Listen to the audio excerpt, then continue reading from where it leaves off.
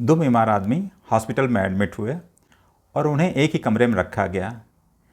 एक आदमी के फेफड़े में पानी भर जाता था, इसलिए डॉक्टर ने हिदायत दी कि उसको खिड़की के पास वाला बेड दिया जाए, जिससे वह हर 1 घंटे के बाद उठकर बैठ सके और फेफड़े के पानी को निकालने में जिससे आसानी होगी।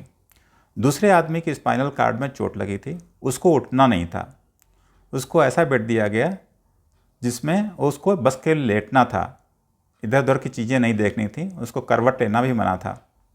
जिस आदमी को खिड़की के पास जगह मिली थी, उसको हर घंटे में उठ कर के बैठना पड़ता था। जब वो बैठता था तो उसके बाद दूसरे व्यक्ति को बताया करता था खिड़की के बाहर क्या दिखाई पड़ रहा है, बहुत अच्छा सीन है, बहुत अच्छा बाग है, उसमें एक तालाब भी है, बत्तखें तैर रही हैं, कुछ इसी तरह की बातें किया करता था वो।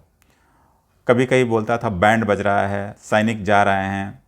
दूसरे व्यक्ति को सुनाई पड़ता रहता था, वो बोलता था कि बहुत अच्छा दृश्य दिखाई पड़ रहा है आपको। तो बोला हाँ, ये बाहर का दृश्य बहुत अच्छा है यहाँ से। बोला काश मैं भी देख पाता। तो खैर इस तरह से बातें होती रहती थी, कुछ और भी बातें होती रहती थी।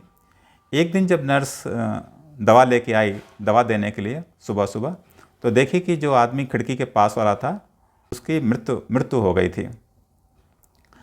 तो उसने स्टाफ को तुरंत इन्फॉर्म किया। लोग उस बॉडी को लेके चले गए। जब चले गए तब दूसरे व्यक्ति ने, जो लेटा रहता था, उसने बोला सिस्टर क्या हमें वो जगह मिल सकती है जहाँ वो आदमी था खिड़की के पास के लिए। बोला हाँ कोई बात नहीं, आपको लेटना ही है, कहीं भी लेटिए। तो उस नर्स ने उसको वहाँ शिफ्ट करा दिया।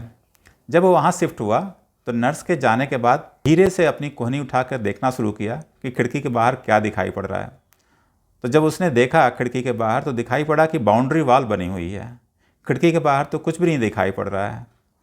तो वह चुपचाप धीरे से लेट गया और जब नर्स दोबारा आई तो उसने उससे पूछा, जो व्यक्ति यहाँ था खिड़की के पास, मुझे बहुत चीज़ें बताया करता था कि यहाँ हरियाली है, बत्तखें तैर रही हैं, तालाब है, बहुत अच्छी अच्छी चीज़ें बताया करता था। तो नर्स ने बोला एक्चुअली उस आदमी को दिखाई नहीं पड़ता था, वह अंधा था और आपको शायद खुश रखने के लिए या प्रोत्साहित रखने के लिए आपको ऐसी बातें बता रहा था। इस कहानी से शिक्षा मिलती है, कई लोग जीवन में ऐसे होते हैं जो अपने आप की दुनिया में परेशान होते हुए भी दूसरों के लिए खुशियाँ बांट जाते हैं। वो अंधा होते हुए भी इसको अच्छी बातें सुना रहा था, जिससे इसके जीवन में कम से कम थोड़ी सी तो खुशी रहे। और इसी तरह से दोस्तों, जीवन में हमें हमेशा जो चीज़ पैसे से नहीं खरीदी जा सकती उसको हमेशा बांटने की कोशिश ज़रूर करनी चाहिए। जैसे प्यार, भावना, रिश्ते, ये सब ज़रूर देखना चाहिए।